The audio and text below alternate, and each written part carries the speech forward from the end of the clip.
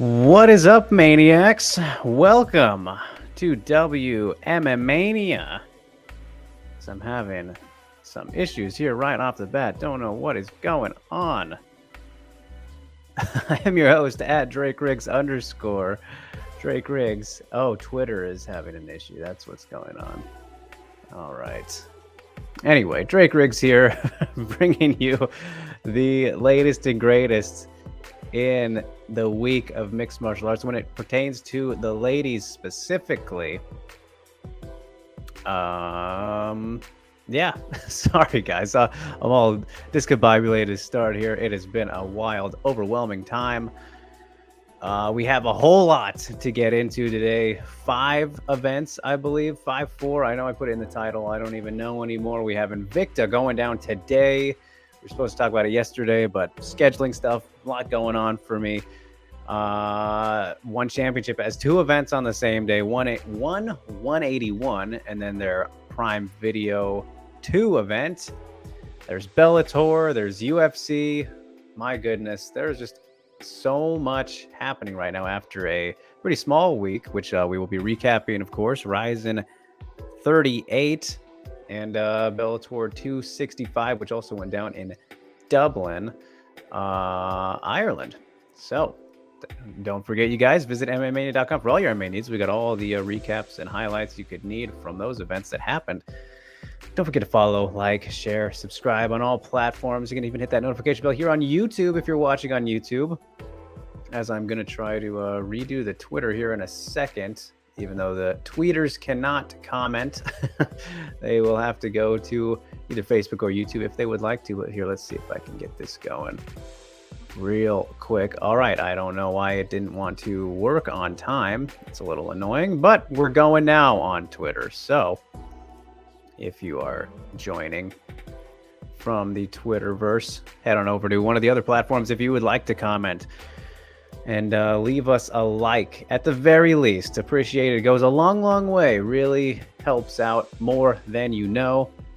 And if you guys joined me on the Ryzen fight companion that we did on Friday, things got a little loosey-goosey. I was a little out of control on that one, but it was a good, fun time, as always, doing that kind of stuff over on my channel. So, all right, geez, where do I start with everything today? Like I said, it is a jam-packed show in terms of previews. That's primarily what we're going to be focusing on today. There's a little bit of news, of course, some interesting topics, but we're going to try and breeze through kind of the smaller things as much as we can today because, like I said, there's a whole lot. There was a whole lot to unpack and get into. Appreciate you guys so much. Let's see what we're starting off. Good to see you. Makoto is here, so he's got a question right off the bat. All right, let's get on going. So they saw the Bang Tao hype package for Weili and saw that she gave Esparza a lot of respect and is taking her preparation very seriously. All right, as expected. If that is the case, why should we expect Carla to have any success against Weili? I think it is okay for everyone to underestimate Carla, but for Weili not to is a dangerous situation for Carla.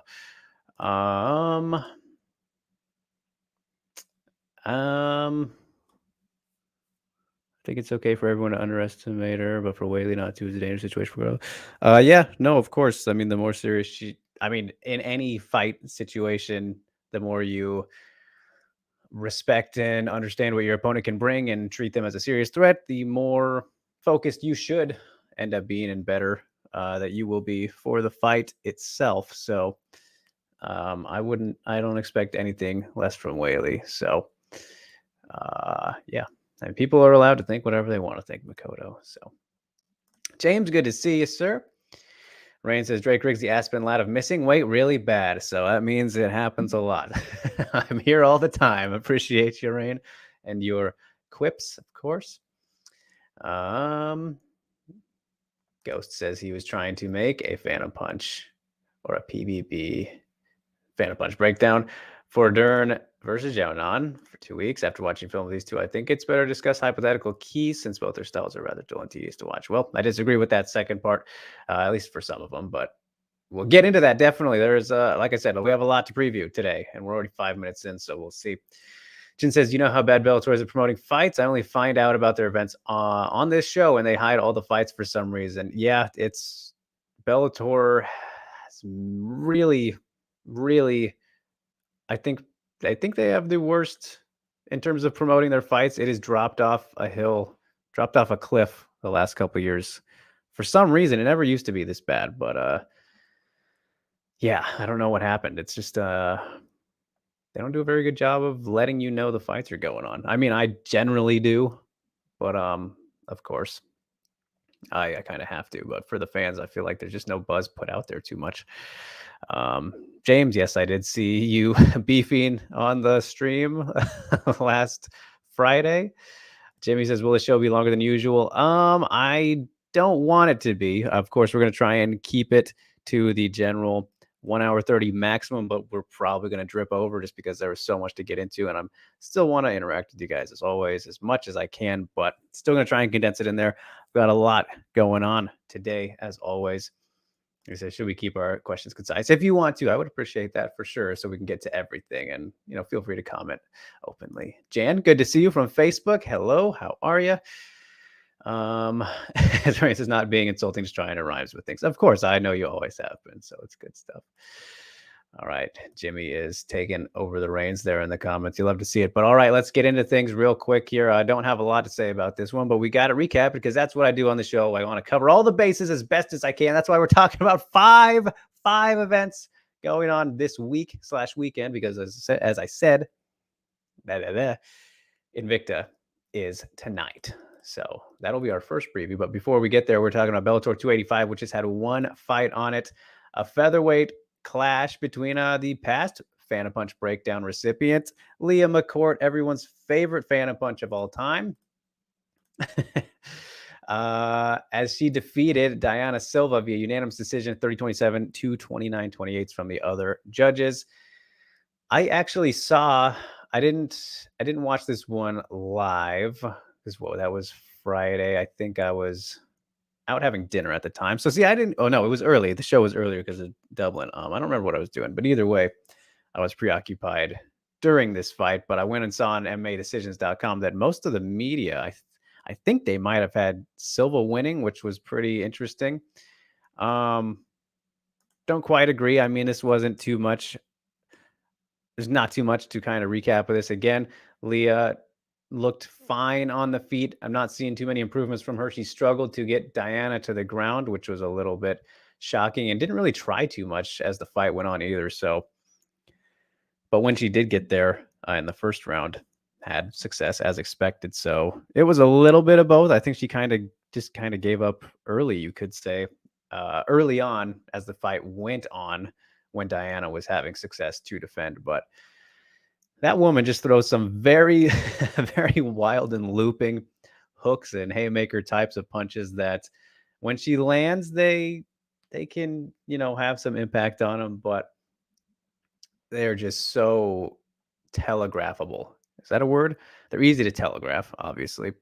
And Leah was kind of able to chip away there. And there was a lot of, cage clinching and jockeying for position in this fight and whatnot. Wasn't very memorable, but Leah McCourt rebounds, much needed win. Not ready for Cyborg or whoever the featherweight champ will be. I mean, she's still technically the featherweight champ, even though she is not with Bellator right now and just won her boxing match, which I will mention that, but we're not going to talk about it because this is an MMA show. And I know we do talk about kind of some grappling and specific kickboxers sometimes, at least we used to, but I didn't see that boxing match from Cyborg. I have no interest in boxing. If you guys know me, you know that much. But she won as well this week, so this past weekend.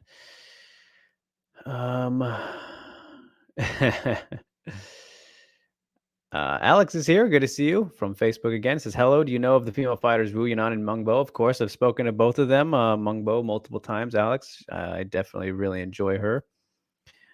He says he'll be their training partners later today for wrestling class. Awesome. Love to hear it, man. I hope that goes well for you. You don't get beat up too much. And I hope you enjoy training with those two ladies. They're definitely a very fun pair. One of my favorite MMA friendships of 2020, that is for sure. 2022, excuse me, this year. seeing them just kind of go around and have a lot of fun together, whether in America or now in Bungtown. So yes, I'm well familiar with them, my friend. So yeah, Leah McCord gets it done. Good for her. What is next? I don't know. I really don't know. It really depends, I think, on what will happen with the top of the division. I would say you could go ahead and make that Kat Zingano fight if she's not going to fight Cyborg. Feels like that's just never going to happen at this point. And I don't even think I want it to anymore. We know how that's going to go. Kat continues to make these steroid claims and all that. I don't know. It's just I'm a little over it. I'm a little bit over most featherweight things these days.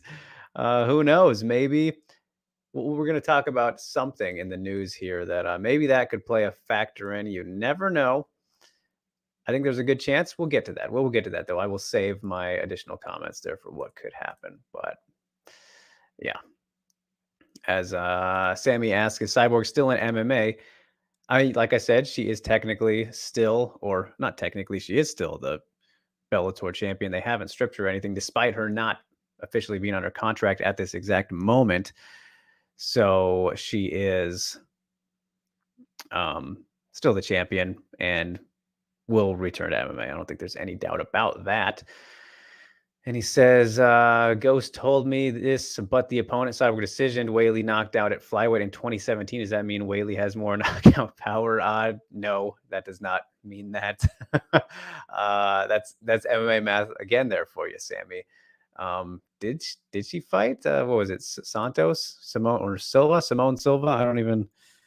Let me look here. I want to see who the boxer was. She had like 40 boxing matches. I didn't know she was in MMA though, if that is true. But no, that doesn't mean Whaley has more power. That just means she found the right spot, kind of, you could say. I mean, come on, that's a ridiculous question, Sammy. Let's see, Simone Silva. I'm looking really quickly. We'll drop my quality while I do this, and then let's look at Whaley's record. I feel like I've seen most of Whaley's fights overall, but I don't recall putting the name to the face there. There's Simone Duarte. I don't think that's the same person. Marilia Santos in 2017. Oh, that might be the one you're talking. Oh, those were both in 2017, though. There's no Simone Santos, though. Or is kickboxing? No. Nothing in MMA. So maybe specify that one for me, my man. But yeah, no Simone Silva on the record. But there are two 2017 Santos. Well, Silva. Yeah, so it would have been Duarte, maybe. I think Ghost may be mixing up. I don't know. I just looked. There's no specific same name there. As he says, it was Duarte. All right, maybe married or something. Okay, well, I remember that then. But I don't, I'm not super familiar with her, obviously. What is up, Rue? Good to see you. Z is here, says, what's worse, running with scissors or scissoring with runs? Oh, God. Well, should have read that one before I showed it. I think you know the answer to that. Save that question for my personal streams, my man. That is not for this show. Funny, though. That is funny. All right, let's talk about Ryzen 38 now, as that happened, and that was a crazy event. As always, just a crazy old time. From Super Ryzen to Ryzen 38 itself, we had some upsets, which we're about to get into. We had some surprising moments, maybe, in fights like Kyoji versus Kintaro. He had a little bit of a scare there, getting dropped, but managed to pull things out. And obviously the madness with Super Ryzen, like I said. If you guys want to see my thoughts on all that ridiculousness, you can go to my channel. I wouldn't recommend it because I annoyed myself watching that back a little bit in spurts, a long 4-hour stream. But anyway, let's talk about Sekizawa getting the job done. Surprise, surprise.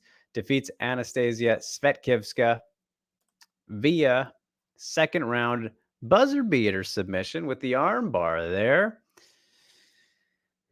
Champ things. What can we say? So, I mean, it was took a little bit longer than maybe would have expected it to. There were some really fun scramble moments in this one. I mean, Svetkivska is, even though she hasn't won her first 2 Ryzen fights, she's been thrown to the deep end, to say the least, against Reina and the champ here, Sayaka. So there's no shame in either of her losses. She has performed pretty well despite losing both of them now. Was able to land some good solid shots on Sayaka when it was on the feet. But man, the timing Sayaka has catching the leg kick. What I think it was in the first round, she had a beautiful, just perfect timing with her takedown, catching that. Maybe not so much catching it, but just the timing of hitting the takedown when the leg kick came. Like, that was a mistake there from Svetkivska. And for anybody, do not try and, take a foot off the ground against Sayaka, because she is the ultimate opportunist. And was working from a triangle at one point in this fight as well.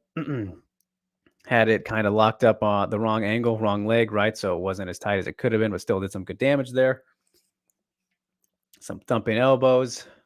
And she just works. She is always working, man. So eventually pulls off that armbar. Just cannot be any more impressed still. And Svetkivska, again, though, I mean, for her to hang in there in these tough situations against both opponents now in her Ryzen career, still very curious to see how far she can go. Still very young, just like Sayaka. But there's levels. So we see that there are levels. And Sayaka, her striking, continually improving too. So a good win for the champion. She's on to the finals now. There we go. As it goes, Simone Silva is Duarte. She was supposed to fight Jingnan in 2017, but Panda got hurt, so Whaley stepped in. All right, there you go. Some Kunlun fights history for you. That is interesting. Yeah, because I remember the name Simone Duarte, but didn't realize they were the same person. So we will see Sayaka Izawa back in action in the finals of the Grand Prix on New Year's Eve. And she will be taking on, in a rematch, Siwoo Park, who defeated Ayaka Hamasaki, the GOAT, via unanimous decision. Biggest win of her career. Upset of the night, perhaps. Well, maybe not. I don't know if it was a bigger upset than Kim beating Hiromasa, but definitely one of the bigger upsets. And even though we knew that Park had this potential to do so and that she was going to be a tough matchup for Hamasaki, she just continues to look amazing, man. Yeah, it's very hard. Her movement was very, very impressive in this one. She was just she was in that flow state for this one. We've seen her move well before, but she's switching stances, landing her shots, and broke Hamasaki's arm with a head kick. So, I mean, or a kick that was defended. And that just shows you how powerful all of Park's strikes are, because not only that, she was able to drop her with a right hand there in the second round. I mean, Park is sharp right now and really was unable to, Ayaka was unable to find those moments to get her down. And she had kind of her success in her spurts when she'll, do her darting in and out and then burst with a good combination. There were some moments where she was able to land those. And this was relatively competitive up until that point where Ayaka got hurt and then obviously broke her arm. And that really changed everything, understandably so. But if you were to score this round by round, Ayaka definitely won the first round. So it's not like she was completely outclassed. It was just Park has some equalizing power, X Factor level power as an atom weight. She is on fire right now. Crazy to beat Ayaka. I don't care who you are. And working with Miyu, that has obviously really helped her takedown defense. And now we get this rematch with Sayaka in the finals. First fight was a pretty tough one for Sayaka. She couldn't finish Park. So, I mean, ever since Siwoo got submitted by Oshima in the Deep Jewels tournament, the atomweight tournament, where she dropped Oshima early, hurt her, was looking for the finish. She came in way too hot, and then she got caught in an armbar. She has learned significantly from that moment, even though she lost against Sayaka in the fight after that. Just completely turned a new leaf since then. And I mean, this rematch is going to be very competitive. It's going to be very good. As much as Sayaka is she's still the champ, and I'm not picking anyone against her really. Park has a very good chance. And I will tell you the number one reason she has a good chance here to pull things off against Sayaka is because I think the ring is actually going to help her a whole lot in this rematch on New Year's Eve. Because in the first fight, they were in the cage in Deep. That was on Big Deep, right? That wasn't even a Deep Jewels show. And still in that fight, Sayaka struggled to get her down, and she had to use the cage to help her out a good bit. So I don't think that's going to be as easy with the ring and the ropes, but we're going to find out, man. That's going to be, that's a great treat to the end of the year. Big time fight. The two best atomweights in the world now. I mean, Siwoo Park has worked her way up there. She is very tough to beat at this moment. And honestly, you could maybe say the more well-rounded fighter or the most well-rounded fighter in the division at the moment. I mean, Jessica Del Boni is one who's up there. But when you look at Izawa, the champ, like she's the best fighter, but mostly carried by her phenomenal, ridiculous grappling skills, her judo and her wrestling. But with like Park, obviously the striking is in her favor, and someone like Del Boni as well. So they have more of that. But in terms of that overall level of grappling that Sayaka provides, it's just so good that everyone else still isn't quite as good as her. But I am so excited to see that. It's gonna be a very interesting one. I think the ring dynamic is gonna be a big deal. It's gonna be a big deal, especially for Sayaka. So Go says he DM me a pic of Silva. All right. Well, yeah, I keep my windows and stuff pretty limited right now, so I will check that afterward, Ghost, to make sure that my connection can be as smooth as possible, because it's not great. Rain says, so Sayaka is just going to win. Not really news. Well, hey, like I said, it's going to be a much more interesting rematch for sure, even though she won the first one. Again, if you guys watch that first fight, which is on YouTube, it was, I mean, Sayaka admits that it was her toughest fight of her career so far, and I think that's probably safe to say. So go check that one out if you haven't. Rue says, should Hamasaki just retire? Losing to Park is not good. I wouldn't say it's not good, Rue. I mean, Park is very good. I mean, the Kana Asakura performance before this was tremendous. The best performance of her career. Looked great against Reina. I mean, she is on a roll right now. She is a very good fighter. She's been a top atomweight for a good bit now and continually climbed the ladder.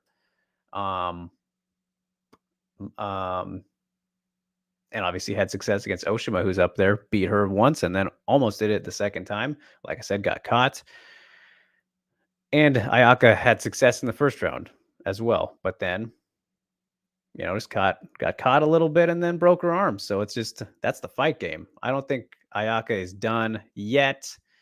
Who knows if this injury, which she just had surgery already on it, so got a plate put in there, that could be something she thinks about now, which sucks. I don't want to see Hamasaki ever retire, but it would be a big bummer to see her go out like that. I don't know. We'll see. It's hard to say right now. It's hard to say.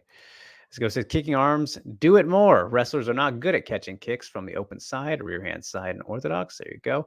Unless you are a Muay Thai kick catch specialist or Sanda fighter, those fighters can actually punish any kick. There you go. And Sammy says, what happens if Park beats Izawa? Rematch. So yeah, that would 100%. No, there's a million% chance we'd get a trilogy there, Sammy, because technically the title obviously hasn't been on the line throughout this entire tournament. But I mean, that's the title fight right there. Whoever wins that fight. I mean, the champ's in it. It's the finals. It's clearly, they should just say that. There's going to be the Grand Prix title on the line because that's what they do. But the real undisputed title on the line as well. If Park wins, then they're 1-1 in a non-title fight win. Title fight would be the trilogy. 100% that happens. Totally. Ghost says it's easier to cut the ring than the cage for strikers at least, so that's something to consider for Park.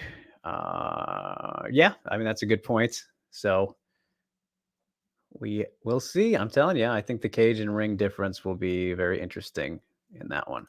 Alan says, I'm looking forward to all the fights and events. So many talented fighters deserve praise and admiration. Best wishes to all. Of course, my man. As James says, it's sad to lose Hamasaki as the show's favorite. Hopefully, Izawa can keep our stand lineage up to date. Of course, always. I think we'll be good on that one. And Rue says, Hamasaki is like 90 years old. You wouldn't know it, though.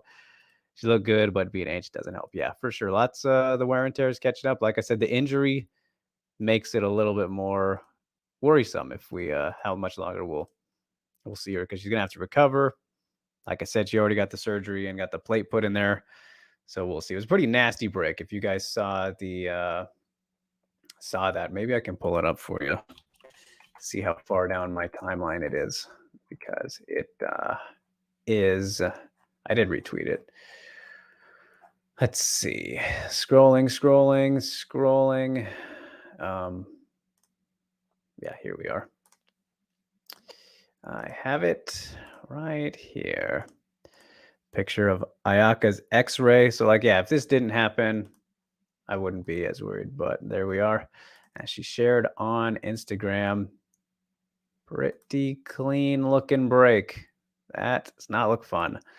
And again, required a plate. So she is now the bionic Hamasaki, if you will. So wishing her all the best. And Jin says, would it be smart for Park to kick Izawa's arms, like Ghost said? Yeah, I mean, it wouldn't hurt. But again, she's got to have that space. And I don't think Sayaka is going to give it to her compared to Ayaka. You know, Ayaka is not as smothering of a fighter, especially with her grappling, as Sayaka is. Like in that first fight, she gave her no room to breathe. Very smart approach to it. Took some knees for her trouble, and you know, had her eye swollen up pretty bad, and she was worried it was going to get stopped. Actually,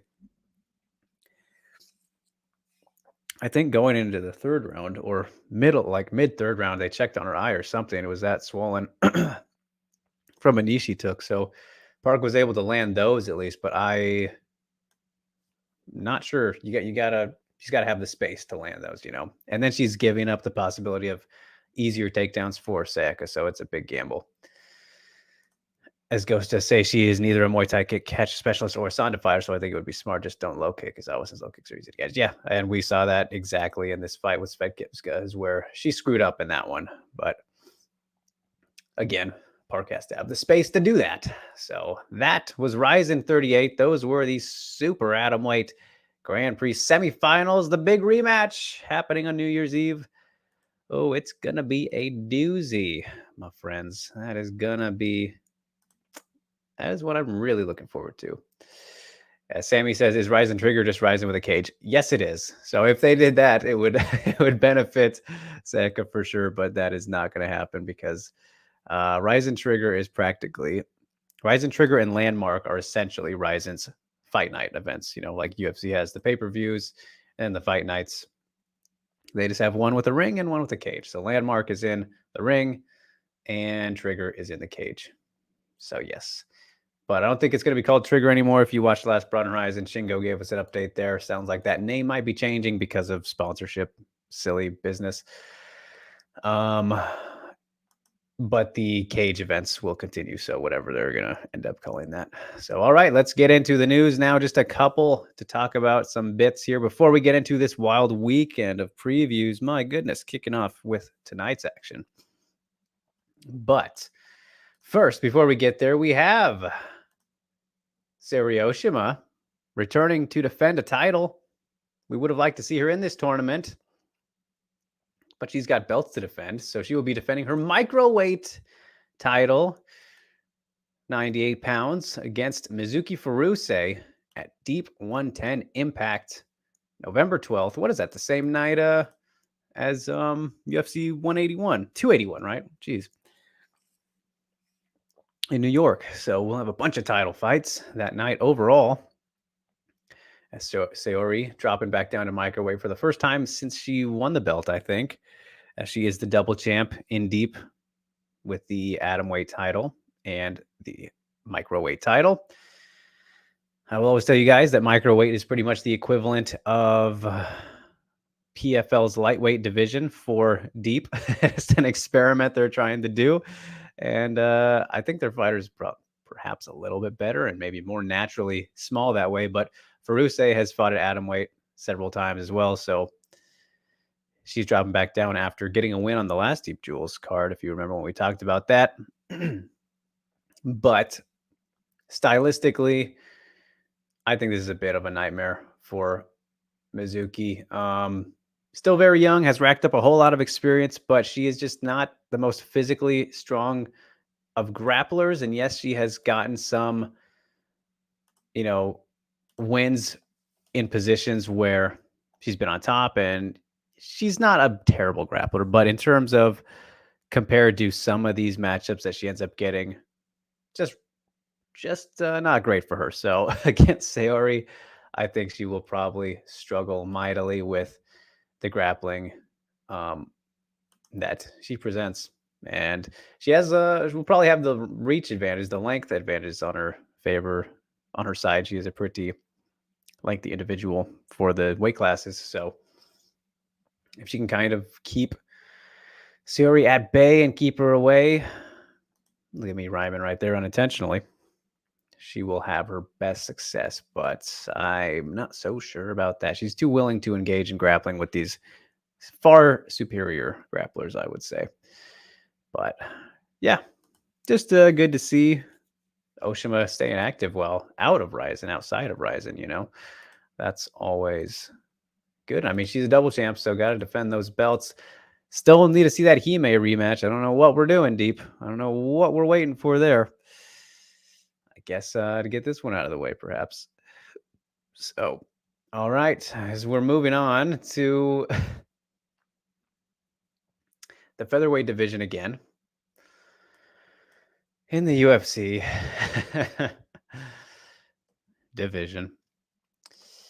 Josiane Nunes is taking on Zara Farn at UFC 283, January 23rd, Rio de Janeiro. So kind of sucks for Farn to go from a home game in Paris that she didn't get to fight on, and then she's thrown into enemy territory. That's kind of unfortunate, but I don't know what this is. Why are we doing this, UFC? Why are we doing this? Josiane Nunes, we've seen her fight at bantamweight. She came into, she's fought at bantamweight in the UFC already, right? I mean, she is a bantamweight. She has fought at bantamweight. She is like Jessica Andrade light, people have compared her to as a bantamweight. They're both 5'1". They're very tiny, powerful women, you could say. But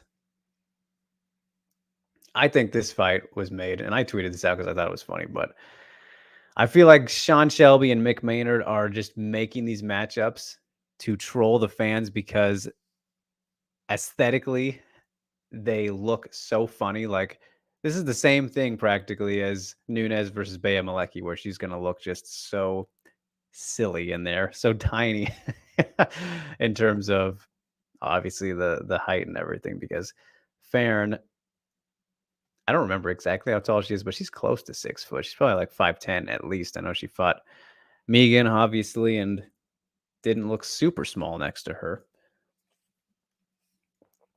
Like, this fight is just for comedic value, right? In terms of the looks. And it's kind of funny that Farron is stuck around this long, actually.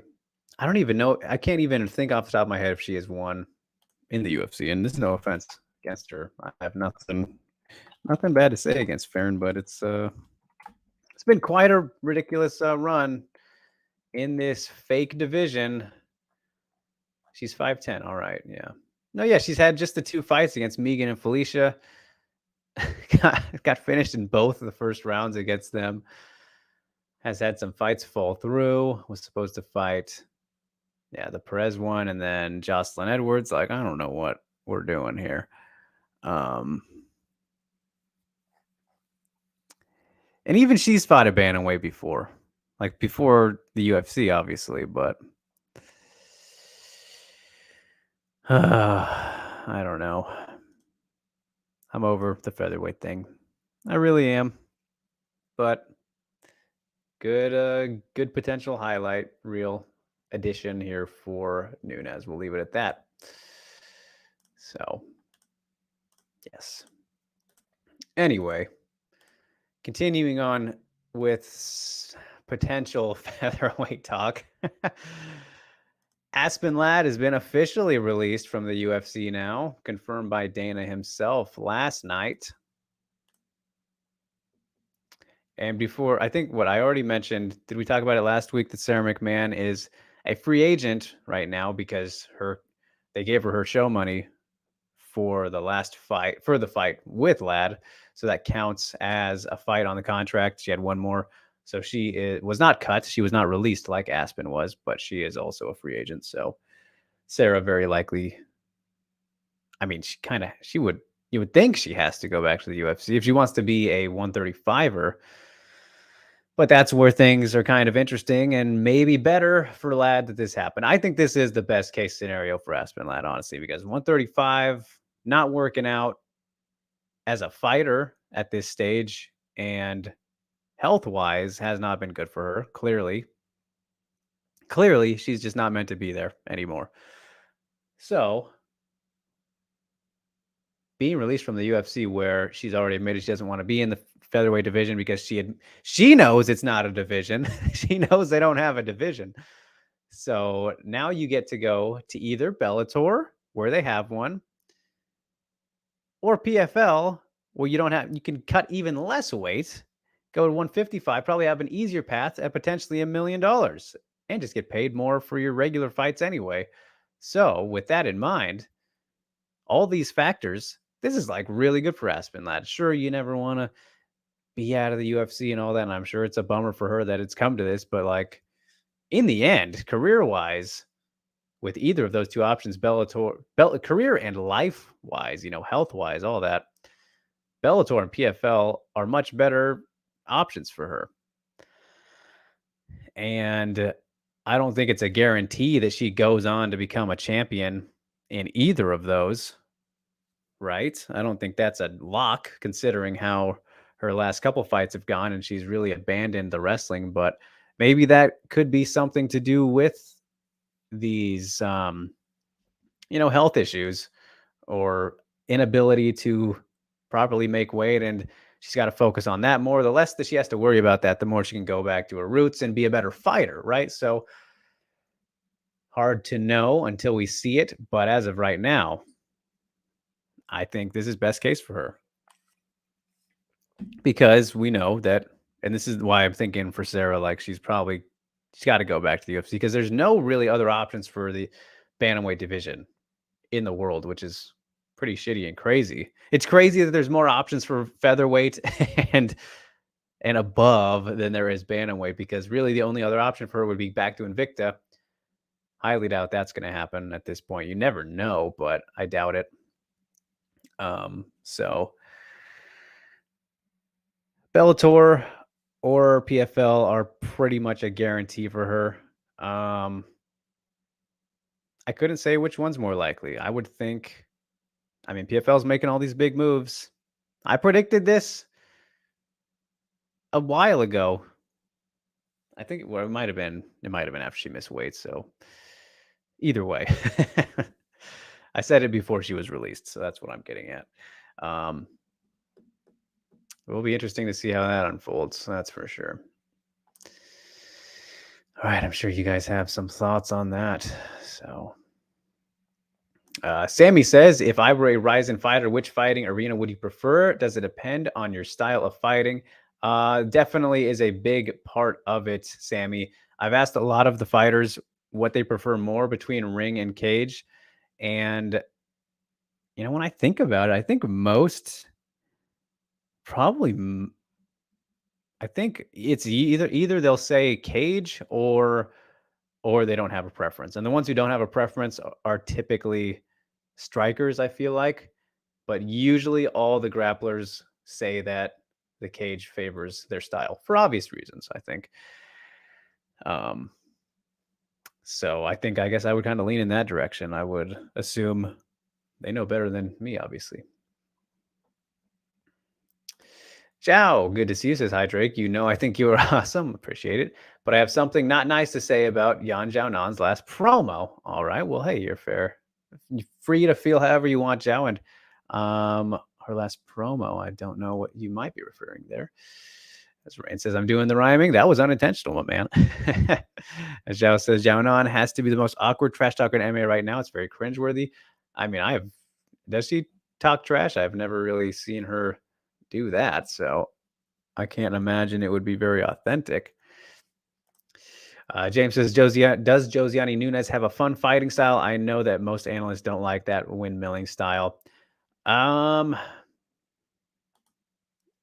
and entertaining, I suppose.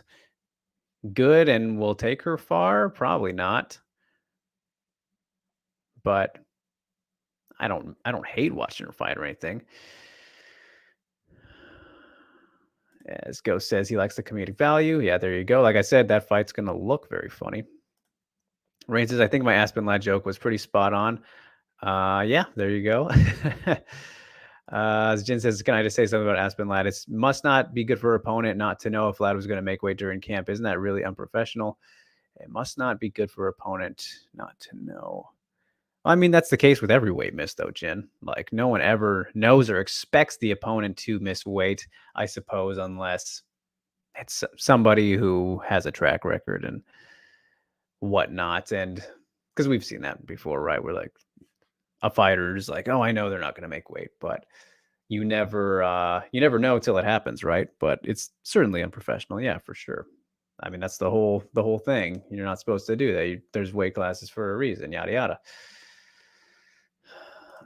Reese says Lad versus Cyborg. She definitely should not get a title shot right away, but I could see one win and then maybe they did that. We'll see. Again, we got to see what Cyborg ends up doing too. Mary, good to see you. Says my friends have been asking who is better between Zhang and Yan Xiaonan. I really like Zhang from a personality standpoint, but I don't want to be rude just because I do not like Xiaonan. Well, fair enough there, Mary. But I think as much as I love Xiaonan myself, as well as Weili, I think the proof their careers so far have proven that Weili is better. Jeff says, notice awkward in general, like repeating the word martial artist over the last 30 seconds or every 30 seconds. Yeah, I mean, she definitely isn't a social butterfly. I think that's fair to say about Xiaonan. But I don't think that's trash talk either or anything you're talking about in that regard, Zhao. So yeah, just I've always known that Xiaonan is the most social. She's very straightforward kind of individual. Jumbo, you are too kind. You're cool. But all right, that's the news, you guys. Now let's see if I think we're making pretty good time here. We're at the 40. Oops. Nope, we're good on the banners here. At the 43-minute mark here of the show. About to get into the first fight card of the week, kicking off tonight. Invicta FC 49. As one of my guest co-hosts in the past, Jillian DeCourse, is getting ready for the biggest fight of her career. It's going down. It doesn't feel like it's today. It's kind of snuck up on us a little bit. And again, there's so much going on in my own universe that all of these cards kind of snuck up on me, but I got them. I'll track down. Usually I'll miss one sometimes. But here we are. Invicta FC 49. Like I said, Jessica Del Bone versus Jillian DeCourse in the main event. That co-main event is accurate on the poster now. So let's see here. How do I want to approach it? Let's start from bottom to top this time. That's usually what we do anyway. So we'll take a look here at the bottom and just kind of, no, we're not going to go into super detail about all of these as it is a full card. And again, we'll be here all day if that was the case. But Nadia Vera opens the show against Shauna Bannon from Ireland. So they got some international flavor here to open things with Mexico versus Ireland. That should be fun. Admittedly, haven't seen either lady. And then we have Brittany Cloudy's back. Seen her before. She's always in fun ones at 135, taking on Montserrat Rendon, also from Mexico. So we got some pretty good international flavor here before we get to the co-main. In the third fight at 125, Poliana Botelho making her Invicta debut after a run in the UFC as she takes on Helen Peralta. If you saw the very interesting weigh-ins she provided us with yesterday. Helen Peralta, always a gamer though. She was on The Ultimate Fighter and didn't quite pan out, clearly, as was Hannah Guy, who's taken on Caitlin Neal in the one after that. And I don't know or remember if Caitlin Neal was also on the season, but Peralta versus Botelho should be pretty interesting. Helen Peralta, pretty solid boxing, has improved her grappling and takedown defense a good bit in recent years. Botelho, I think he's going to have a pretty solid size advantage here, at least from the weigh-ins and their stare down. Botelho has always been a pretty solidly sized flyweight anyway, so I think if she can kind of outmuscle and impose her will on Peralta, get her to the ground, that will be where she's at her best. But we will see. As Hannah Guy, what a weird career it's been for her, huh? Beats Valerie Loretta, leaves Bellator. They don't bring her back. Then she has a regional fight, then goes to the Ultimate Fighter. It gets robbed out of a decision against, I don't remember who it was. And then she's here making her Invicta debut now. So that's just been a very, very whirlwind of a time for Hannah Guy, I think it's fair to say. In the fifth fight, Liz Tracy, my fellow Pacific Northwesterner, she's back in action. You love to see it. Always super fun watching Liz Tracy fight. She takes on Valeska Machado. And let's note, too, that all of these fighters have made weight. So very exciting. Liz Tracy making the strawweight limit finally. She's generally been a flyweight and tried to make the strawweight limit the last couple fights, but struggled. And then she called for the Del Boni fight, and not Del Boni. She wanted the Ducote one before Ducote left. But you can't really do that if you don't make weight. So Liz Tracy with an impactful statement here before the fight begins, even. And she is always down for a brawl, but she has the grappling as well. A good submission threat. We've seen her in Submission Underground before in Portland, of course, with Chael Sonnen run that thing. We've had no Submission Undergrounds this year. I don't know what's going on. I've reached out to him, but no word back yet. Hope to see it back soon. So with Tracy, I think she just has quite an experience edge here, at least in terms of opposition faced for sure over Machado. Will probably overwhelm her with her aggressive nature, if I had to guess, but could always be surprised. Ketlin Souza versus Maiju Suotama in the co-main. Suotama, who is filling in for Christina Williams. Bummer that Christina's out. That was going to be a pretty good one. She's got some good momentum now. I feel like we haven't seen Maiju in a while. And Souza, who did she just last fight? Blanking on it, but let's take a quick look here. Oh, well, she was supposed to fight Karina. That's what it was. She was supposed to debut with the title shot. Okay. That's right. So this is finally her Invicta debut after a while ago, earlier this year. And now taking on Maiju. So, yeah. But all right, the fight we all are looking forward to, the big one, clearly, is Jessica Del Boni, the champ, versus Jillian DeCourcy, who is coming in off of one of the best knockouts you'll see in atomweight history, really. It is right up there. It was some clean, violent stuff, about as flawless of a performance as you could ask for from Lionheart Jilly Bean, whatever you want to call her. She's got all the nicknames in the world. Would be quite shocking if she could do that to the champ, Jessica Del Boni, who has just taken things up a serious notch. 2 should-be wins over Alicia Zappitella now. styled on her in both of them, but officially got the title in the last one. Her takedown defense and sprawl has really gotten on point too. I mean, it's very interesting. Like, you think of the styles between Del Boni and Parker we talked about earlier. They're both very similar, and that fight would be an awesome one. But the jab of Del Boni has just been working lately. She chains things together very nicely. For DeCourse, like, it would be, I think, best always to mix things up as great as she can. Obviously, has gotten very, very comfortable with her hands and has some power there. She can time some Del Boni shots.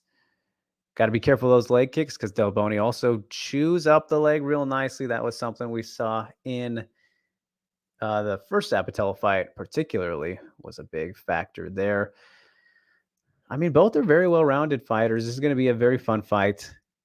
Del Boni, though, obviously has had more success as of late and just against better competition. And in terms of fight numbers there, you see 5-3 to 12-3 versus 5-3. So a fairly significant difference there. And odds makers are not giving Jillian much of a chance, which, hey, she loves this position, being the underdog. So she is totally going to be fine with that. About the same here in terms of their lengths. 1 inch advantage for DeCourse. Yeah, man. This should be quite a good one. I think I don't know. It's hard to say. I was gonna say if it favors anybody the longer the fight goes, but I think accumulative damage is something Del Boni has proven to be very good at putting together. So it's going to be a tough one. It's going to be a tough one for each lady, that is for sure. I'm very excited for it, though. And this is one of the fights of the week, I think. So how are we all feeling about it, you guys? Jumbo, you are too kind indeed. Jen, calling Jillian the winner. Ruth says she times the step, so of course they should win. All right, people in support. Lionheart, can Lad go to Invicta, or is that too low of a downgrade? Like I said, it's possible. If she wants to continue trying bantamweight, James, that's the only thing. If she wants to continue trying 135. If not, then she's going somewhere else. Esther, good to see you, says, do you think the UFC would go back to Singapore again or Macau? Seems like they only go there every 2 years. It's so much fun to attend those live events. Yeah, they will 100% go back to Singapore. And yeah, they'll get back to China eventually. No doubt about it. Kana Army, there we go. Wave the flags.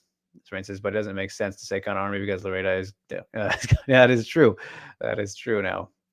Man, deep cut there. Feels like so long ago.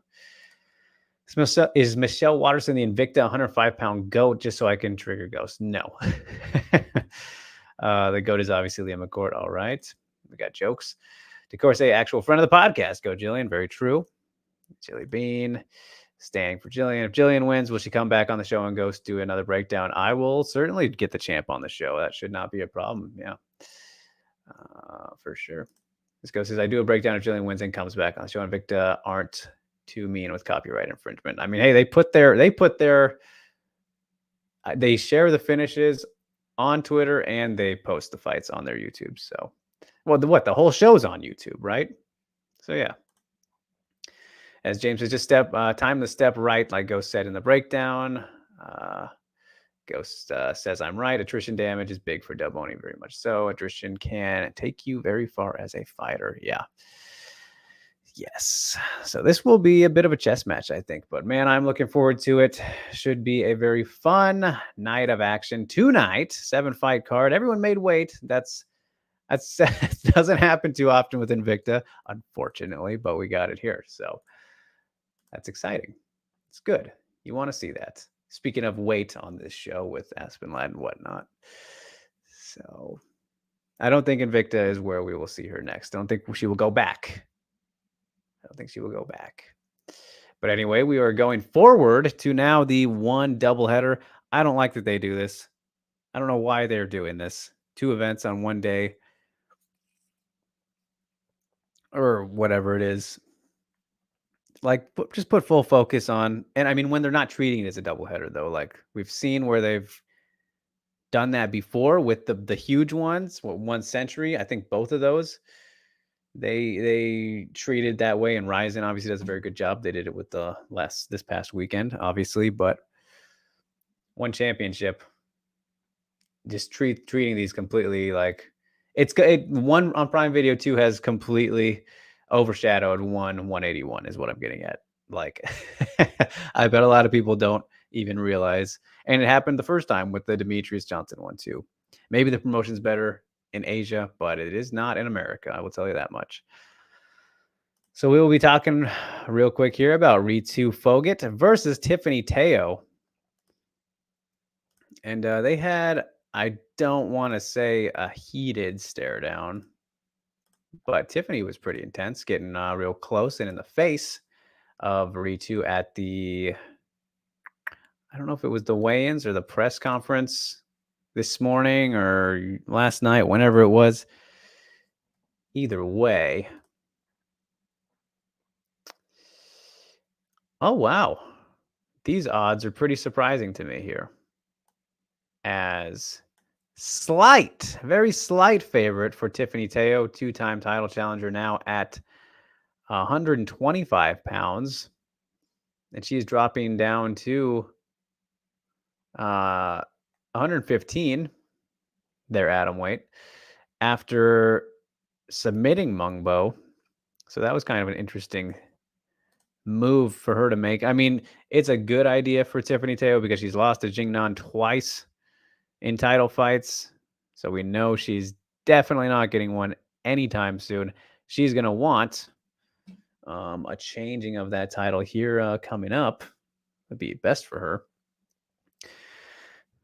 But at 115, it doesn't matter, obviously. So we'll see how she looks there. And sure, the size is in her favor, especially in terms of the reach, the length advantages. But Ritu, the wrestling, that's what she's got. We know she's a very, very talented wrestler. Her striking is slowly improving. Got caught a little bit there with Stamp, obviously, in the tournament finals. Submitted via the armbar. Surprised us with that one. Can Teo do something similar? Of course, it is possible, especially with her long limbs in compared to Ritu. But that fight feels like so long ago. It was 9 months. Wow. So we've had a long break for Ritu. And she is somebody who, she was very motivated after that close loss to B win, obviously. So I think she's probably going to make some corrections and be a lot smarter with kind of giving up certain positions here. But this fight's going to go to the ground no matter what. Ritu will take her down. She will have some success, some ground and pound. It's just a matter of how well she can hold her down, which I would imagine she would be able to. On the feet, Teo should have the edge. As we've seen people have against Ritu in the past before. Lin Hashin was able to. Mung Bo, I mean, goddamn nearly finished her. You forget about how ridiculous that fight kind of was. So yeah, this is a fairly striker versus grappler type of matchup, especially in terms of their strengths. They can both, I mean, Teo can mix it up better, I would say, but the wrestling from Ritu is the pretty big X factor. She is just superior against most in one's division in that area. One's 115 division, that is. So there we go. All right. So that is our lone fight for 181. As we get to the one we're most anticipating, though, the big one. Admittedly, it is what it is. One on Prime Video 2, which will be on US time, making the fighters fight in the morning over in Singapore, because why not? As we kick things off with an atom weight affair, pretty big one. Stamp Fairtex, who I just mentioned, returning, taking on Jihin Radzuan. Big one here for both to kind of stay atop the rankings. Jihin looking to secure potentially not a title shot, because Sohee is waiting, has been screwed out of everything here, even though, according to Angela, she thinks that she is injured. Haven't really got any confirmation of that, so he keeps things pretty quiet. And these are some shocking odds. This is kind of crazy. Like, I don't know who's making these for one championship, but minus 400 favorite for Stamp is insane. Yeah, I don't agree with that. Should be much closer. You could favor her, sure, that's fine. She's clearly going to have the striking edge. Maybe not clearly, but she has a striking edge. She's much more dangerous, I think, with her striking. That's fair to say. And obviously, she's adapting on the ground. And I mean, just not even recently with like the Ritu win, but we've seen, her finishes in MMA have actually come on the ground, and her grappling is pretty solid for, someone coming from her Muay Thai background. And still crazy to think about, just 25. And then 24 for Jihin, who has looked fantastic, in her last two fights. The Hirata fight, I don't think should have been a split. She did pretty well in that one overall. Nullified Itsuki's judo and then outstruck her pretty comfortably. The Yamaguchi one, fantastic performance there. Same thing. She's shutting down the grappling of these ladies. And against B, kind of mixed it up and turned it on her. So like, Jihin can do everything pretty well. A very well-rounded fighter, but she does have a striking base. What she took a Muay Thai fight or a kickboxing fight, I think, after this Itsuki one in the meantime, before this fight was booked, as she was waiting to see what was going to happen. So yeah, I think she can hang with Stamp. This is going to be a competitive fight. These odds are crazy to me. They're a little too crazy because Jihin has proven that she is good at shutting down her opponent's game plans. And if she can do that in this one, she's going to pull it off. But again, in terms of who's more dangerous, that is definitely proven to be Stamp, who, nearly got Angela out of there in that first round. Body work, very nice. Can catch some submissions from certain positions, like the guillotine attempt on Ritu before setting up the armbar at the end, which was wonderful stuff. But this fight's much closer than those odds would indicate. Kind of crazy. So I'm curious to see what the odds are about to be for our big one here, for the big kibosh, as Chavella would say. I know you guys love that.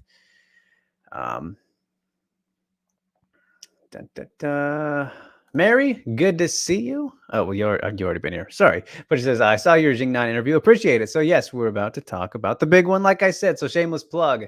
I did speak to both of the champs as we're about to talk about this fight.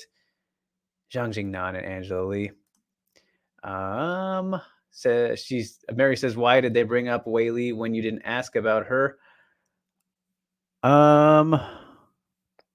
In the video, I don't remember Weili getting mentioned.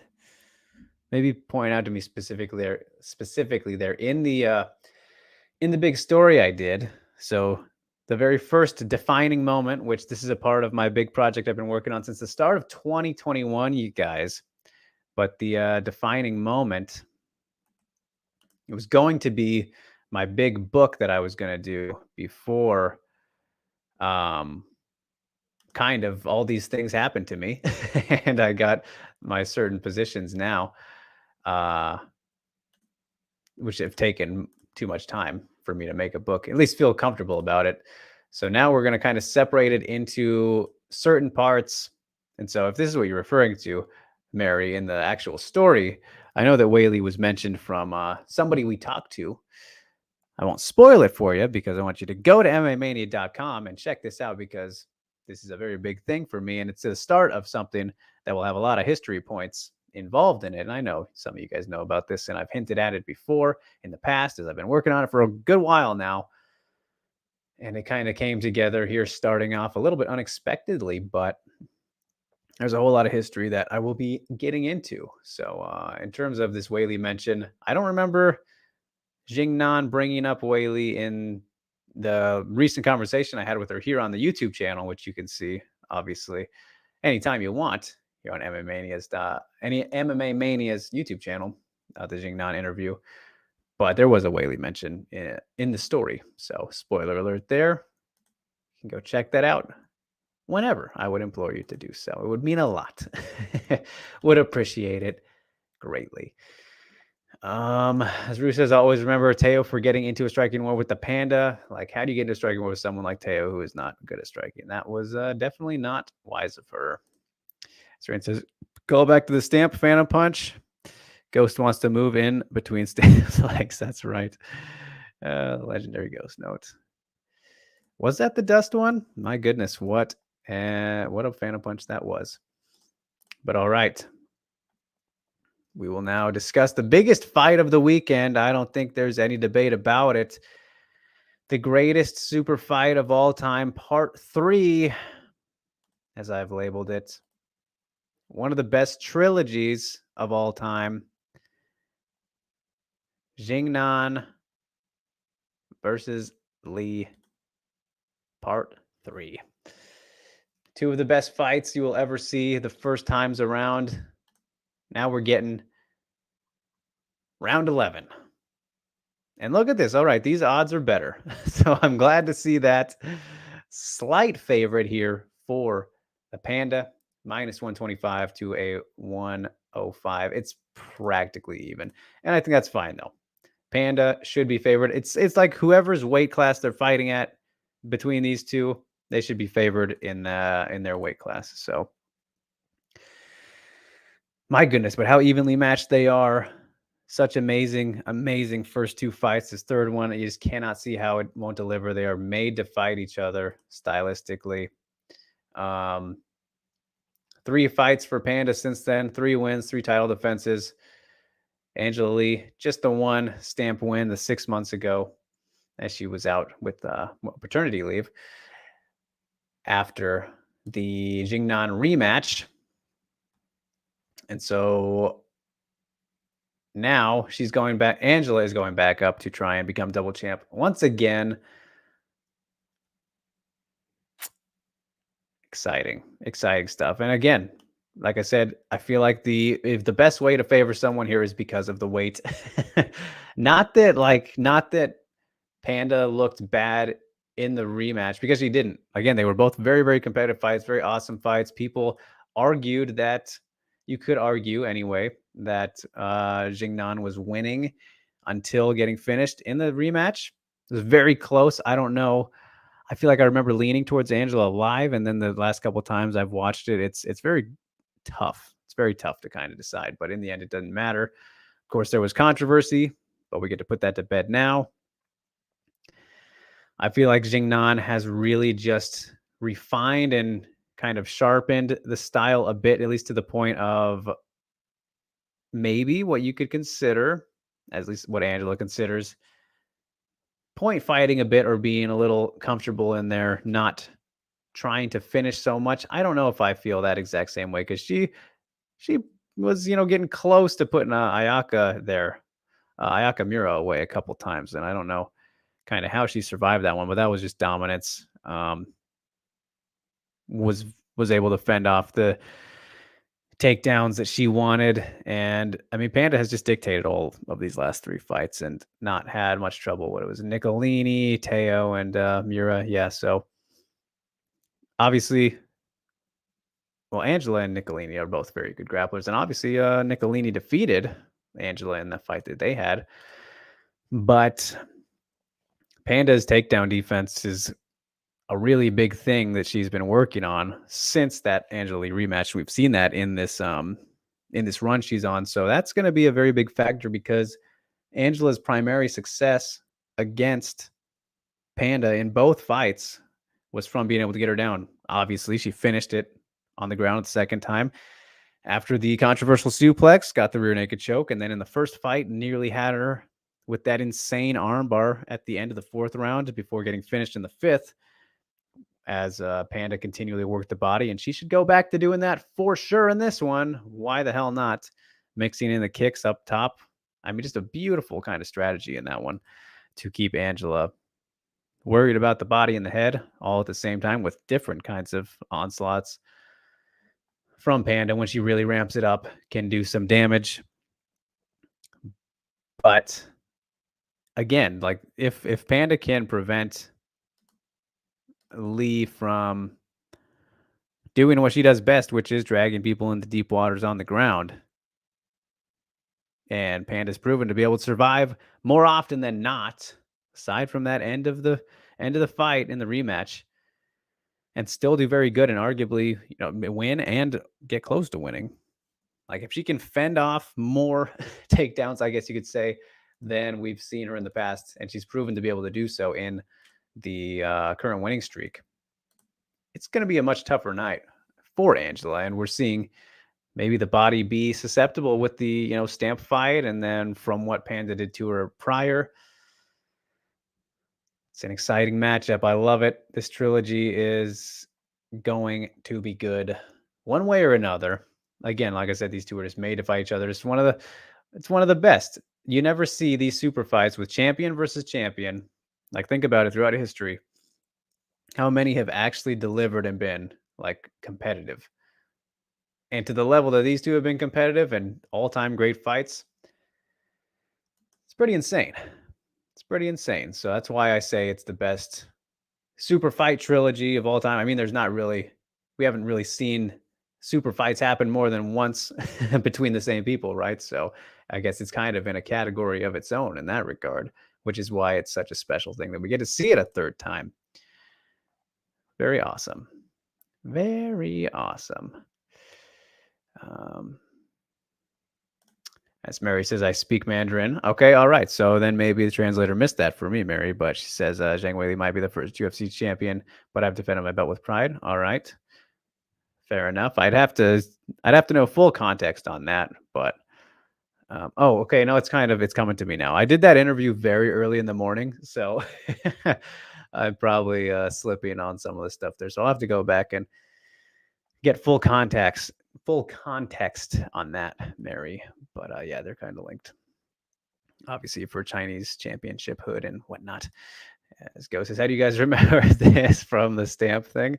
They are dedicated, my man. Crumbopolis says, hey, I mentioned this on your Ryzen talk, but shouldn't Jingnan just punch and kick the body?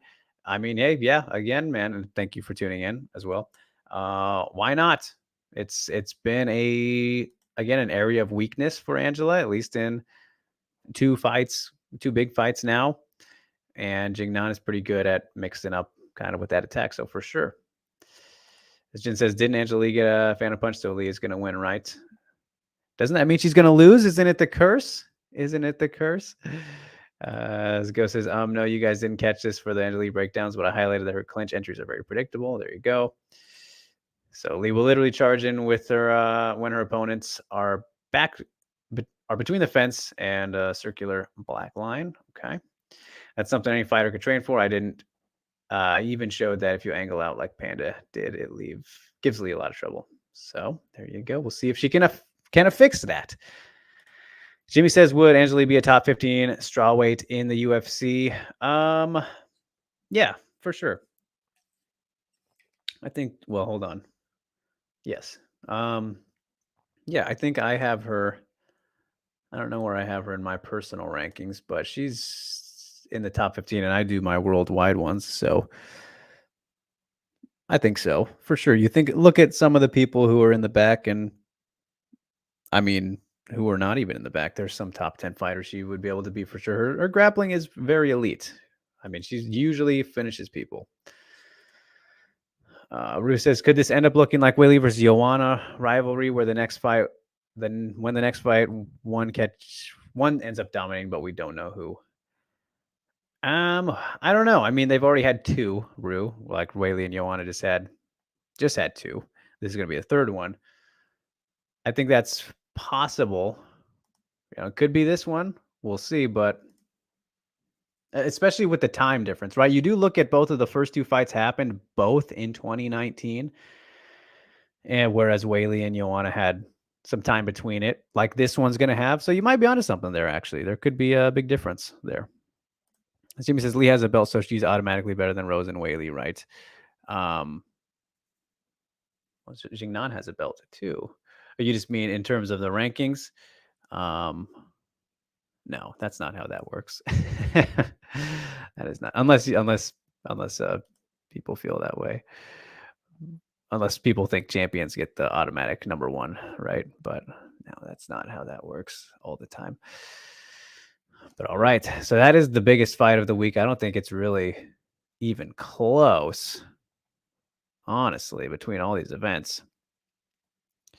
As Ru says, what I mean is crazy fight in the first one, finish in the second. They were both finishes in the. Oh, you mean with Whaley and Joanna though? Yeah, they were both finishes and crazy in the first Lee and Zhang fights. So yeah, it's like it's had both of those, man. they're different. You can't really compare those rivalries, I don't think. But with the time gap, I like what you're saying about that.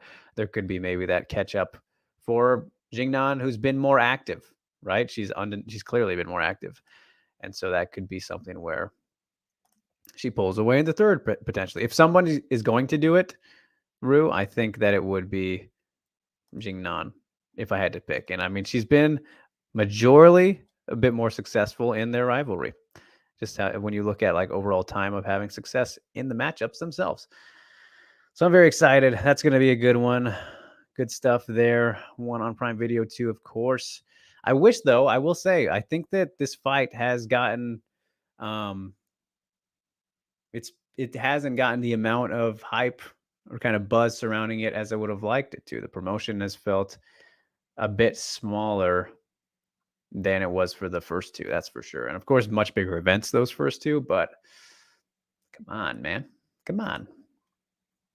So, all right, we're getting through here at a pretty good time. We're gonna get to the last two events. Bellator 286, not gonna have very much on this one, that's for sure.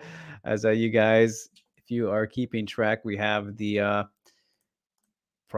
biggest mismatch, the most unnecessary fight of the weekend. At flyweight, Sumiko Inaba versus Nadine Mandiao, part 2. Shameless plug, I spoke to Sumiko before this fight. You can check that out here on the channel, MMAmania.com, to catch up with Sumiko. She is great. She is awesome. She is one of the best prospects on the planet right now, at least in Bellator, in the flyweight division. She is super fun to watch, finishing everybody. Has already finished Mandiao in amateur competition. Okay, I'm glad that we have odds on this one.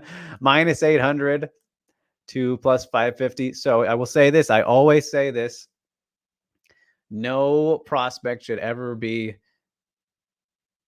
huge favorites to kind of this level. But in this case, I will make an exception because we have already seen Sumiko Inaba finish Nadine Mandiao, who is 2-5 as a professional. And yeah, she won her last fight against a 1-1 Caddy Strite after a 4-fight losing streak in LFA, UWC. I just don't know what the hell Bellator is doing with this matchup. No disrespect to Nadine too much. What a fantastic nickname, all things considered. Size advantages be damned. Sumiko already beat her. Beat her clean. Beat her easy. And Sumiko's on an absolute roll right now. 4-0 in Bellator, 4 finishes. Ruiz, Katsakis, Randy Field, great one there. He paused the last time. And that was also a bit of a layup. They're taking Sumiko too slow. Maybe not too slow. Maybe it's perfect. We'll see. We'll see once she does get a step up. But after this fight, after she wins this one, however she wants, because she can finish on the ground, she can finish on the feet. You can see ground and pound. She hurt Randy on the feet before submitting her there. I mean, her striking is vicious. She is very powerful, great in the clinch, uses everything, elbows, you name it, kicks, knees.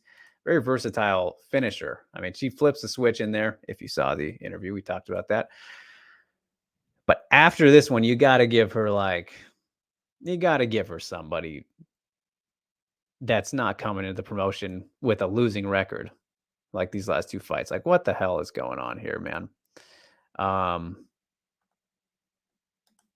Like, you don't want to see a prospect get killed off, but if you want to keep on this same track, put her against Diana Avsaragova next.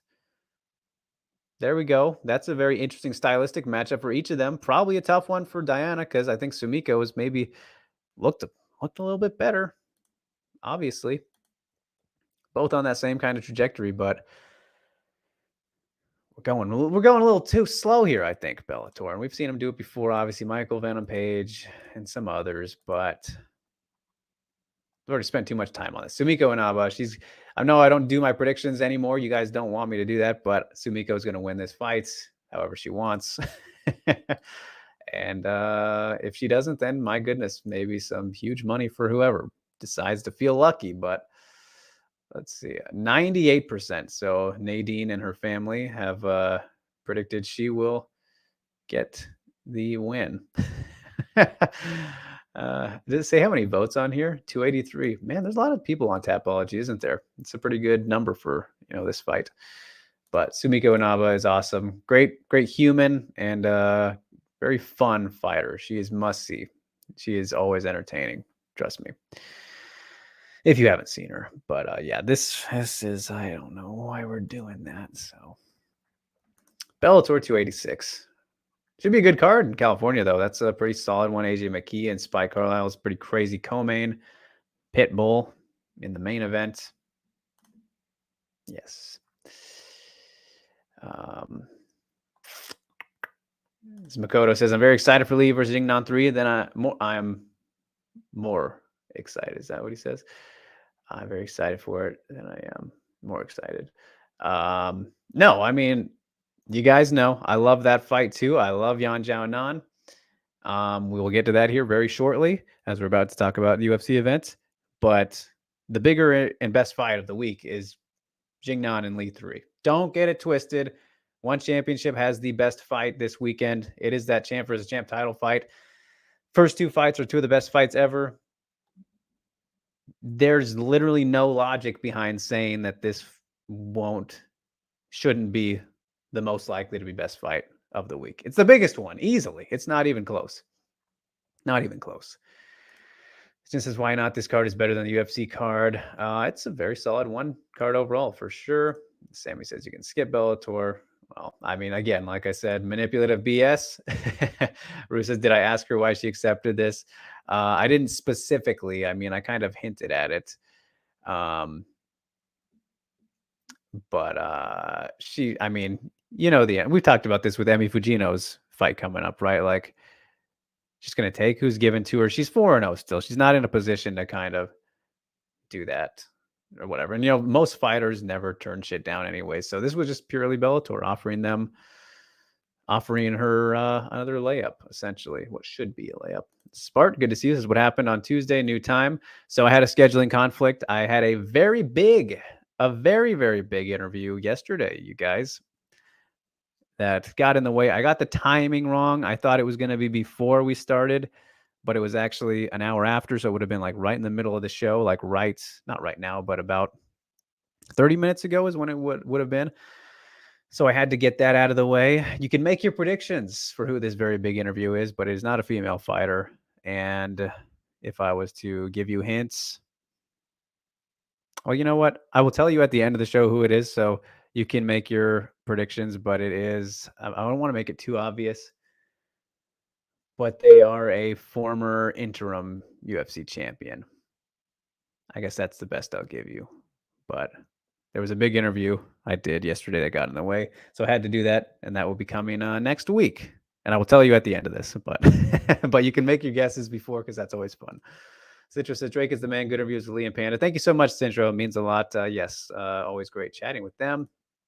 Ghost says, let me know when I can put up my scouting report and hypothetical game plans for Turn versus Jan. Talking about the concepts is more fun. All right, we're going to get to that. Manipulative BS, indeed. Jorge, good to see you. Says, Inaba is one of my favorites coming up. Could it be they can't get fights for her? Well, thank you for tuning in against her. And that very well could be it. Again, you never know what's going on with the rest of the division, but 2 in a row, that's a little suspect to me, and especially knowing Bellator's track record with how they will sometimes do these little too slow of roads for people. But Sumiko is pretty legit. Jimmy says, you are right that one has the best and biggest fight for real this weekend. Yeah. For this fight. Yeah. I mean, it's nothing crazy, I don't think, to say that. Colby Covington. What happened with Colby? Is this something in the news I'm missing? Either way, we're moving on to UFC Vegas 61. previewing the 2 fights that we have. We were supposed to have 3, right? But we lost one again. I think. I'm not sure. He's guessing. Oh, these are the guesses. All right, thank you guys. All right, so there we go. We got a Colby guess from Jimmy for who I spoke to yesterday. Tony Ferguson is the guess from Rue. All right, so those are 2 interim champions. You guys are on the right track for sure. I will. We'll see who gets it right. So get your guesses in for who my big interview was yesterday. A male fighter, a male former interim UFC champion. So, all right, first fight that we will speak about, UFC Vegas 61, as we get ready to wrap up the show here. Jessica Penne versus Tabitha Ricci. This is short notice for Jessica Penne, hopping in there, replacing, Vlismas, right? Cheyenne Vlismas. And it's a better fight. I am much more excited for this one. You guys remember when we talked about it when the news happened. Love me some Jessica Penne in general. Tabitha Ricci on a small, sorry about that, small roll right now after beating Maria Oliveira, Poliana Viana. Ooh. And now she is the minus 220 favorite. After Jessica Penne is coming off the loss to Emily Ducote in Ducote's debut in the UFC. Just kind of got picked apart there by the former Invicta champ. Bummer of a loss, but a great win for Ducote. She looked awesome in that one. I don't think the same thing's going to happen here. Tabitha Ricci, very interesting, where she's gotten pretty good at striking into her takedowns, blasting the double or whatnot behind her right hand, kind of. At least especially in the Maria Oliveira fight, and we've kind of seen her do that throughout her career. She's very comfortable on the ground, very good on the ground, but so is Penne. So my big expectation here is that we're going to get a very, very awesome high-level grappling match. And I hope that's the case. I mean, we will see how willing to go to the ground Tabitha will be trying to take it there, how she generally does. Is Penne off the bottom? I mean, anywhere in submission or grappling positions, like she's very capable and very dangerous. Get her in the clinch even. We'll throw some knees up. She will get on your back from being against the cage somehow. Like she is very capable of doing such. She's going to have the big length advantages, so that's a big deal in this one, I think. Really just no checking of the leg kicks in her last fight, which was a big problem. So hopefully she can fix that, has worked on that. Probably won't have to worry about it too much here. But if she can extend kind of her front kick, we've seen her do that back in the day. Not so much lately, but work the jab a little bit and strike her way into clinches and potential grappling exchanges. Her takedowns aren't too great, but we've seen her hit some great judo throws in the past, some tosses and whatnot. Maybe we can get that out of her, but it really will depend, I think, on how comfortable Ricci will be with initiating her takedown sequences. I think she will definitely attempt early, but just a matter of how often she'll want to play down there. Once she feels what Penne's working with in terms of her very high-level grappling, it's dangerous waters to play in, but when you got the baby shark, you're going to be swimming in deep waters no matter what, right? It's going to be fun. It's going to be a grappling chess match, I think. No way that this doesn't go to the ground, at least for a decent portion of time, and that's where things will get tricky and be very exciting. So I'm looking forward to that fight very much, actually. It's a very good one. It's much better, again, I think, than the fight we had originally planned. So look at me making fantastic timing here. And yes, Jimmy, I understood that. I forgot very quickly. But Jin's guessing Brandon Moreno. All right. Cyril from Sammy. Very nice. Go says, I have information for Ricci. Look for her single leg to inside trip. She was at Fight Ready a couple of weeks ago, and I spoke to her sparring partner. I can give this info since it's too late for Penny to adjust anything. You never know. We'll see if Jessica tunes on in. She's not a big Twitter gal, but she does follow me. No, I think we'll be safe there. I don't think she's interacting or tuning into my stuff all too much. But yes, Jessica Penne, one of my favorites. And yeah. So, and it's Wednesday right now. So she's, definitely probably worrying about the weight cut and that stuff. But okay, you guys, that was our first of 2 strawweight fights before we get to the main event, the strawweight main event. Speaking of grapplers, Mackenzie Dern versus Yan Zhao Nan. 5 rounds between number 5 and number 6 in the rankings, right? So a big one for the division, a big one for Zhao Nan to not go on a 3-fight losing streak, to fall down the rankings a bit. Big one for Dern to stay afloat, kind of up there, inch her way towards potential title shots. Right now, we have Mackenzie Dern at the -230 favorite, plus 190 slight underdog for Fury.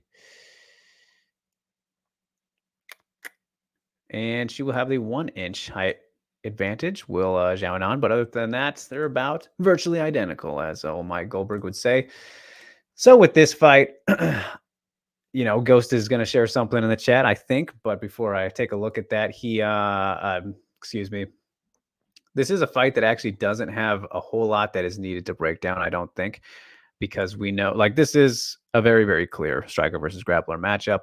Mackenzie Dern, one of the absolute best Brazilian Jiu-Jitsu practitioners in the entire world, in all of MMA. Very, very good in that area. Once you're down and you're in trouble, once you're down, pretty much, you're in trouble and it's over, unless your name's Marina Rodriguez or Verna Jandiroba, who is a very good BJJ player herself, a very, very good one. For Yan Zhao Nan, you would assume that's probably going to be the case as well. Very safe bet. However, as we know, Mackenzie Dern, though, is not the greatest striker. First of all, she has some good power. Definitely one of the more powerful hitters in the division. But her biggest weakness is her ability or her inability to take fights to the ground. Generally, just grabs a hold of and tries to drag the opponents there however she possibly can. There was a point in that Nina fight where she actually hit a takedown for the first time and looked great doing it against the cage, and then kind of reverted, lost it. And we saw some good striking improvements, I think, in that fight as well. That was just a good performance for her. Or no, it wasn't that one. There was another one where her striking that looked like she made some good improvements, and then the next fight reverted again to more of that sloppy kind of wild exchanging, which she cannot do against Yan Zhao Nan, who will potentially feed her some side kicks to the face, those nice Sonda kicks. Got to be careful with them, though, so she doesn't get taken down, even though we saw that Marina Rodriguez was in no danger of getting her kicks caught against Mackenzie Dern. I think the fight could look almost identical to that one on the feet, Mackenzie Dern and Marina Rodriguez. This fight could look nearly identical to that. Obviously, a little bit of different tweaks from Zhao Nan stylistically with her Sonda striking and whatnot, and her mobility. But the point there is, if I don't think that Zhao Nan, though, despite her improvements in her presumed grappling improvements, having worked with Team Alpha Male for as long as she has now, the last 2 fights, and clearly since the Carla one, she'll want to, and she knows too, everybody knows what Mackenzie is going to do and wants to do and what she's very good at. So assuming she can avoid that better than Marina, she should be just fine. There's no reason to think that Yan Zhao Nan should not be able to strike her way to a victory here. 5 rounds, a long time to do it, though, and that was the case with Marina.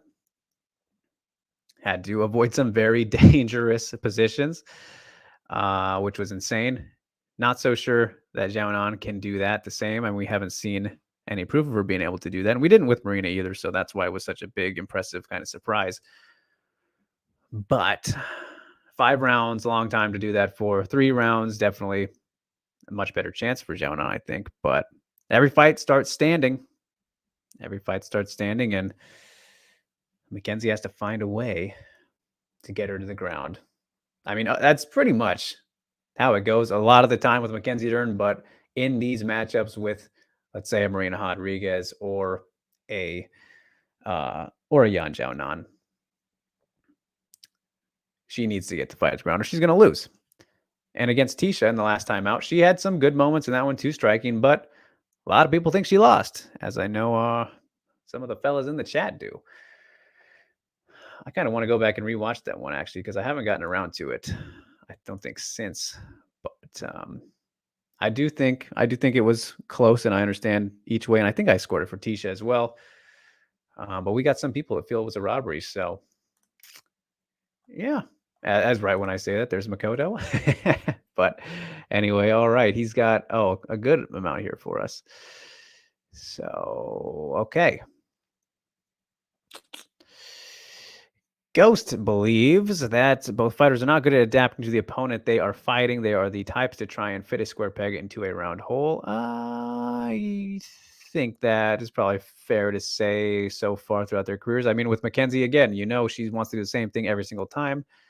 With Xiaonan, I mean, pretty much the same thing, just in a different fashion.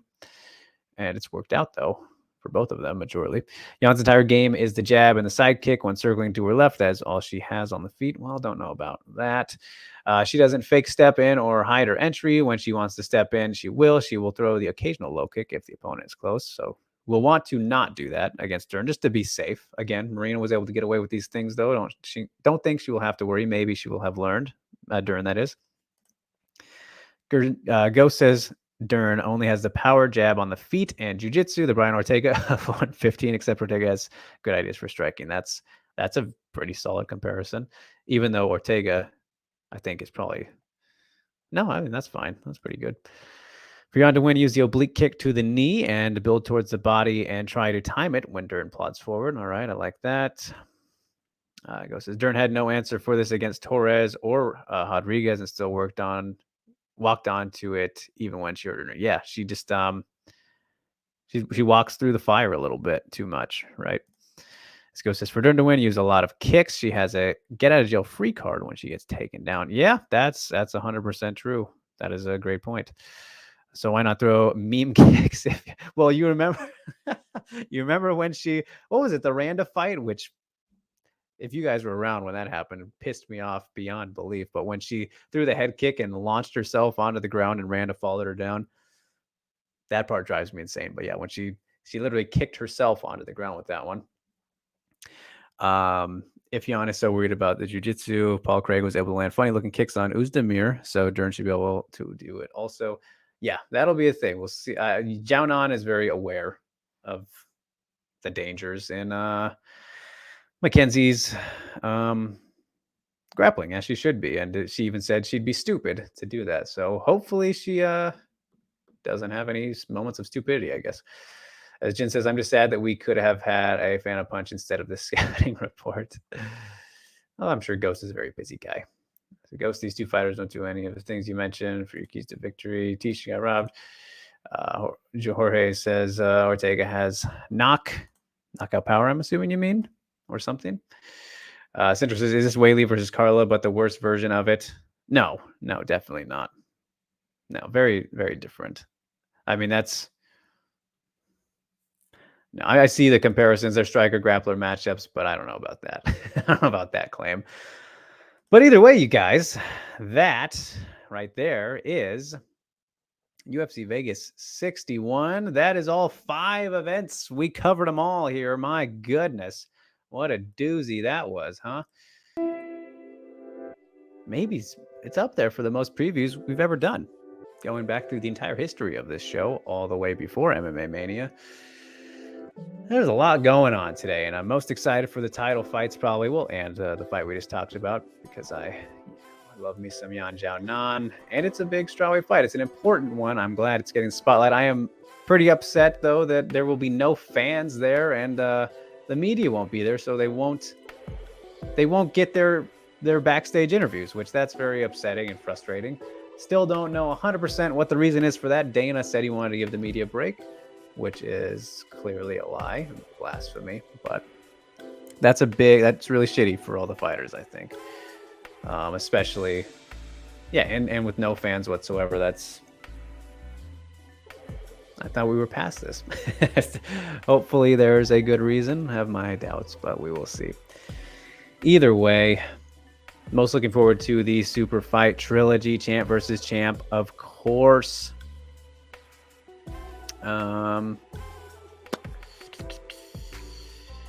Yes, not too bad there, Jimmy. Not too bad. So, all right. We will leave it there, obviously. So you guys, of course, can follow me at Drake Riggs _ on Twitter and Instagram. Follow MMAmania.com. I cannot say MMA today. MMAmania.com for all your MMA needs. Follow, like, share, subscribe on all the platforms possible. As mentioned, I did do a big reflection kind of preview for Jingnan versus Angela Lee, and spoke to both of them before the fight. You can find the videos here on the channel. You can find the story along with the videos on the website. The defining moment, Zhang and Lee's ultimate super fight trilogy. And let's see, do I have anything else? The Sumiko Inaba one interview is out. It's before Bellator 286. I'm just all over the place. And to answer you guys, to give you the spoiler for the big interview I did yesterday, which will be dropping next week, I spoke to the highlight, the most exciting fighter of all time, Justin Gaethje. That's the man. So, very fun stuff with Gaethje. I mean, you can't go wrong with him. The guy is always in madness. He is chaos personified. So that will be fun to share and get out there and see him back, hopefully relatively soon, but it sounds like probably not till next year. I mean, there's a lot going on in the lightweight division, so look forward to that, you guys. MMAmania.com. And then there will also be the production of Broad Horizon episode 20 is kicking off tonight, so we'll be getting started on that one. We're talking to some big time guests as well. Staying busy, always pumping it out for you. So stay tuned, everybody. Stay tuned. And yes, no one was right. No one was right, James. But a good effort, you guys. A good effort indeed. I mean, the closest was probably Tony, since he fought him. And that was the fight that Justin won the interim title. So whoever said Tony was the closest, you win a round of applause from me. But no prize since you didn't get it right. But anyway, all right. Appreciate it, Jimmy. I disagree again, but I appreciate it greatly. So, all right, you guys, with that in mind, have a great weekend. Enjoy the fights tonight and just life in general. Live it up. Stay positive. Never forget that things could always be worse. You are doing just fine. Remember to be grateful for what you have. And, there's always people who love and care about you. So do not ever feel like you are alone, my guys and girls. So with that in mind, stay sane and stay safe, everybody. And I will speak to you next week on Tuesday, same time, 12 o'clock p.m. Pacific time. We only did the change up because, again, had that conflict with Mr. Gaethje yesterday. But we're all good. All good, hopefully, going forward. So until then, you guys, take care. See you next week.